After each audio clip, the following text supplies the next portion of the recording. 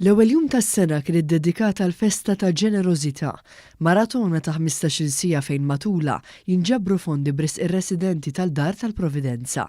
Preżentament, din id-dar tospita 115 resident li għandhom bżonn għajnuna kif ukoll attenzjoni speċjali u fl-istess waqt hija ħajta kellna l-membri tal-familja ta' dawn ir-residenti.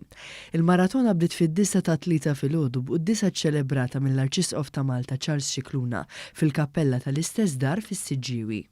Wara l-qudies l-Arċisqof iltaqa' mal-volontiera kif ukoll ma' dawk kollha li attendew għal din il-maratona. Ma' News, Father Martin Mikallef li huwa d-direttur tad-Dar tal-Providenza spjega kif mid-donazzjonijiet li jinġabru dawn ir-residenti jkunu qegħdin igawdu mill-aħjar kura u servizzi li għandhom bżonn. Aħna noffru servizzi residenzjali lil persuni b'diżabilità. Is-sena għandna mal-115 persuna li jgħixu fid-djar differenti tagħna u id-donazzjoni li se jkun qed jagħtu l-Maltin u l-Awċin illum se jmorru biex propju inwieġbu għal bżonnijiet partikolari ta' dawn il-persuni.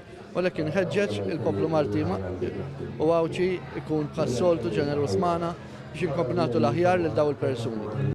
Fost l-eluf ta' persuni li wieġbu għas-sejħa kien hemm il-Partit Laburista b'donazzjoni ta' 1,000 euro bris dawn il-persuni li sabu l-għajnuna meħtieġa grazzi għal din id-dar li ġiet imwaqfa minn Monsinjur Michilazzo Pardi li tat lilhom kif ukoll il-familja tagħhom tama ġdida.